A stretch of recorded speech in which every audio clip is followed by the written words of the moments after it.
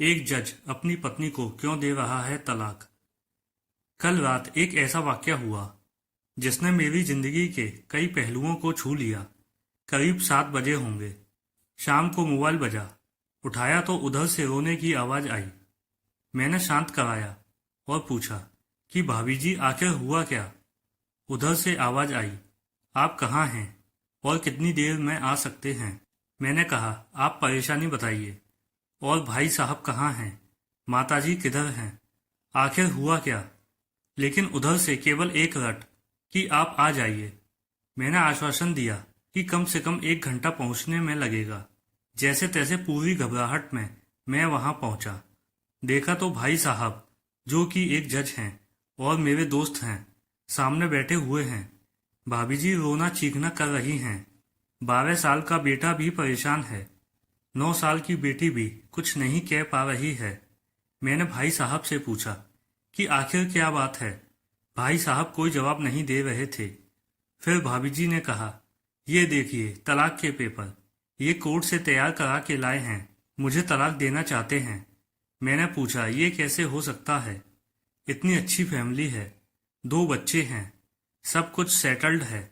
पहले तो मुझे लगा ये मजाक है, लेकिन मैंने बच्चों से पूछा, दादी किधर हैं। बच्चों ने बताया, पापा ने उन्हें 3 दिन पहले नोएडा के वृद्धाश्रम में शिफ्ट कर दिया है। मैंने घर के नौकर से कहा, मुझे और भाई साहब को चाय पिलाओ। कुछ देर में चाय आई।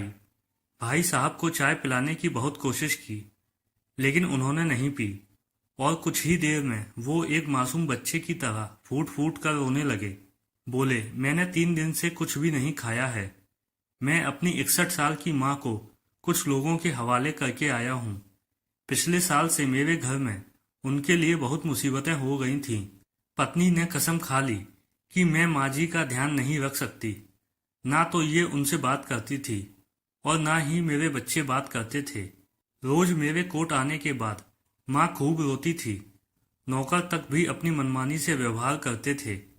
माँ ने 10 दिन पहले बोल दिया, बेटा तू मुझे ओल्ड एज होम में शिफ्ट कर दे।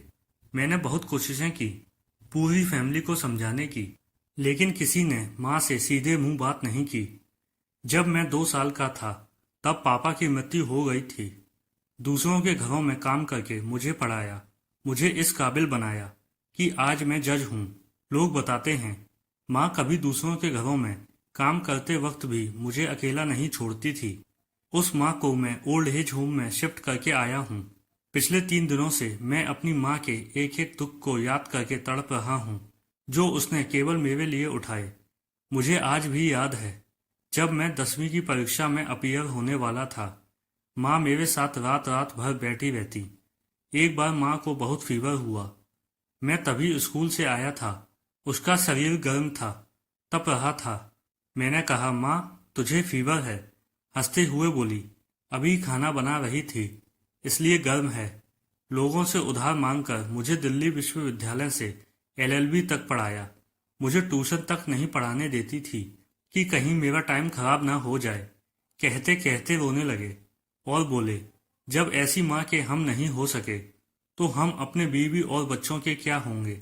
हम जिनके शरीर के टुकड़े हैं, आज हम उनको ऐसे लोगों के हवाले कर आए जो उनकी आदत, उनकी बीमारी, उनके बारे में कुछ भी नहीं जानते। जब मैं ऐसी माँ के लिए कुछ नहीं कर सकता तो मैं किसी और के लिए भला क्या कर सकता हूँ। आज़ादी अगर इतनी प्यारी है और माँ इतनी बोझ लग रही है तो मैं पूरी आज़ादी देना चाहता हूँ। जब मैं बिना बाप के पल गया तो ये भी पल जाएंगे, इसलिए मैं तलाक देना चाहता हूँ। सारी प्रॉपर्टी इन लोगों के हवाले करके उस ओल्ड एज होम में रहूंगा। कम से कम मैं माँ के साथ तो रह सकता हूँ। और अगर इतना सब कुछ करके माँ आश्रम में रहने के लिए मजबूर हैं तो एक दिन मुझे भी आखिर वहीं जाना पड़ेगा। माँ के साथ रहते रहते आदत भी हो जाएगी। माँ की तरह तकलीफ तो नहीं होगी। जितना बोलते उससे भी ज्यादा रो रहे थे। बातें करते करते रात के 12:30 हो गए।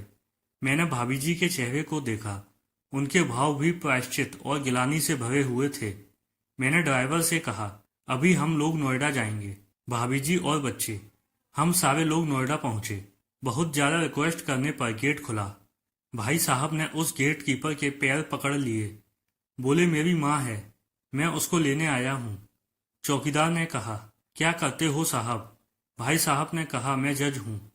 उस चौकीदार ने कहा, जहाँ सारे सबूत सामने हैं तब तो आप अपनी माँ के साथ न्याय नहीं कर पाए, औरों के साथ क्या न्याय करते होंगे साहब? इतना कहकर हम लोगों को वहीं रोककर वह अंदर चला गया। अंदर से एक महिला आई जो वार्डन थी।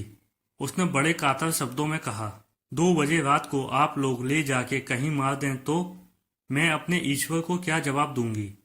मैंने सिस्टर से कहा, आप विश्वास करिए, ये लोग बहुत बड़े पश्चाताप में जी रहे हैं। अंत में किसी तरह उनके कमरे में ले गई। कमरे में जो दृश्य था उसको कहने की स्थिति में मैं नहीं हूँ। केवल एक फोटो जिसमें पूरी फैमिली है और वो भी माँ जी के बगल में, जैसे किसी बच्चे को सुला रखा है। मुझे देखी तो उनको लगा कि बात ना खुल जाए, लेकिन जब मैंने कहा हम लोग आपको लेने आए हैं तो पूरी फैमिली एक दूसरे को पकड़कर रोने लगी। आसपास के कमरों में और भी बुजुर्ग थे। सब लोग जागकर बाहर तक ही आ गए। उनकी भी आंखें नम थीं। कुछ समय के बाद चलने की तैयारी हुई। पूरे आश्रम के लोग बाहर तक आए। किसी तरह हम लोग आश्रम के लोगों को छोड़ पाए। सब लोग इस आशा से देख रहे थे कि शायद उनको भी कोई लेने आए। रास्ते भर बच्चे और भाभी जी तो शांत रहे, लेकिन भाई साहब और माता जी एक दूसरे की भावनाओं को अपने पुराने रिश्ते पर बिठा रहे थे। घर आते आते करीब 3:45 हो गए। भाभी जी भी अपनी खुशी की चाबी कहाँ है ये समझ गई थीं। मैं भी चल दिया, लेकिन रास्ते भर वो सारी बातें और दृश्य घूमते रहे। माँ केवल माँ है, उसको मरने से पहले ना मारें। माँ हमारी ताकत है, उसे बेसहारा ना होने दें। अगर वह कमजोर हो गई तो हमारी संस्कृति की रीढ़ कमजोर हो जाएगी।